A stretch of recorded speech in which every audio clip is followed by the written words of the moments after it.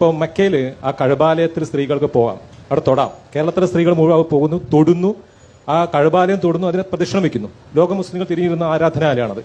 അങ്ങനെ കണ്ടിട്ടും പോയി കണ്ടിട്ടും അനുഭവിച്ചിട്ടും നേരെ ചൊവ്വെ കണ്ടിട്ടും ഇവിടുത്തെ കേരളത്തിലെ സ്ത്രീകൾക്ക് ഇവിടുത്തെ പള്ളികളിൽ പ്രവേശനം വേണ്ട രീതി സാധിക്കുന്നില്ല എന്നൊരു പ്രശ്നമുണ്ട്.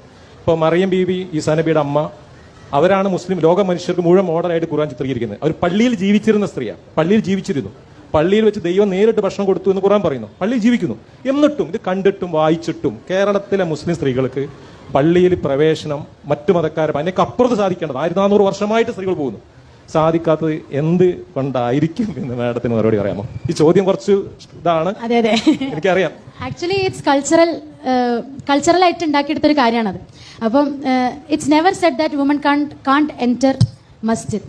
പക്ഷേ ചില ആൾക്കാർ ഉണ്ടാക്കിയെടുത്ത കാര്യങ്ങളാണ് അവിടെ എൻട്രൻസ് ഇല്ല, അവിടെ വുമൺ എൻ്റർ ചെയ്യാൻ പാടില്ല എന്നുള്ളത്. അപ്പം that should be change. That is also part of woman revolution and I think it will be change soon.